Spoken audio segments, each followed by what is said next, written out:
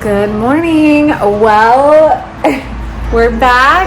It has been a little bit of a crazy couple weeks, months. I have so many updates to fill you guys in on, but we made it through some really big stuff that I am so excited to share. We are officially pressing play on Journey to Baby number 2.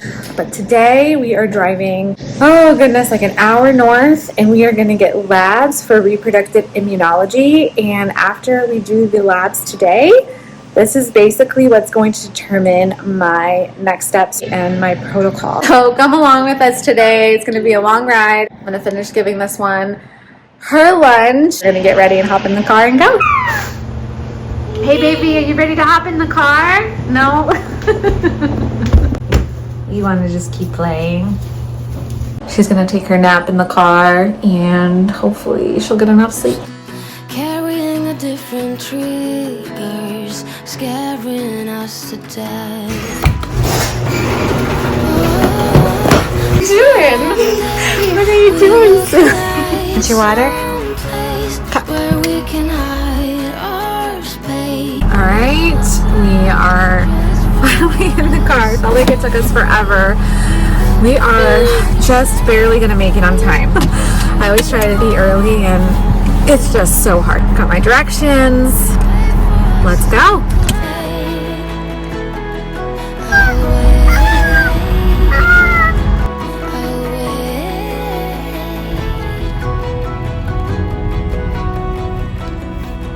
Okay, we just parked. I felt like a really long drive, but we made it. So here, new location, super excited to check it out. But the irony is that while I was driving, my fertility clinic called me to check in and just see where we are with everything and see how we can get things moving.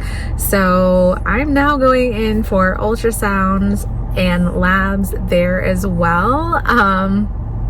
This week, so like maybe tomorrow. That's exciting. So I'm really feeling so good about everything. But now I have to pop inside because my appointment is in 2 minutes. We don't want to keep them waiting, so let's go.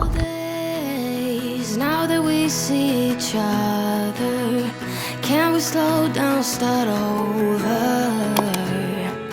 Come closer. Oh, someday we will collide someplace where we can hide our space. We just got home. Do not mind my messy house. I feel like it is always messy these days. Ava's helping me put away groceries. Thanks, Ava. Labs went really well. Next week, I will find out what our next steps are officially. Also, now have an appointment tomorrow at my fertility clinic. Kind of like recheck where everything's been because it's been just about a year since my last round of labs. Good morning. Heading into fertility appointment number 2.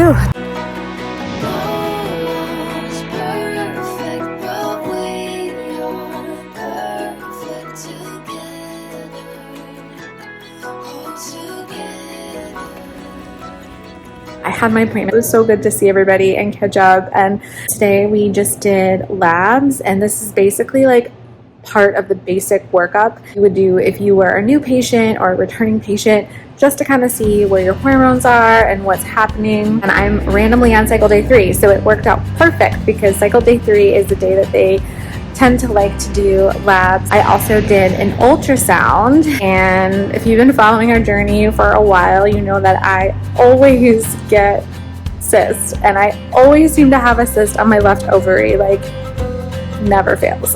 And today was no different. I literally have had this cyst for at least a year, which is wild, and it's a pretty big cyst. It doesn't cause me any pain or discomfort or anything, but you know, it's there. So we'll see what they want to do about that. But I had, as far as follicles go, I had 9 follicles on my left ovary and 7 on my right.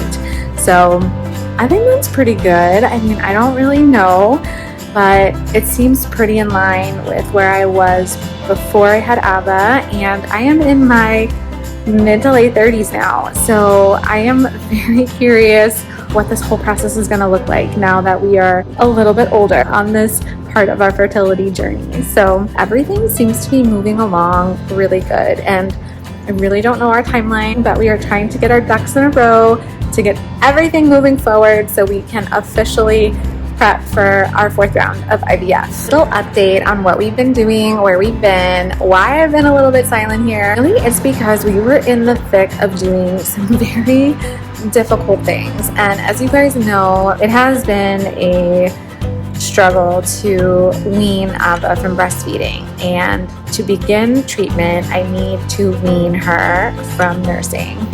And that has been so hard and truly something that has been a huge sense of stress for us because we just didn't know how to do it. We felt like we really were at a loss. And I too emotionally really struggled to say farewell to this part of our journey.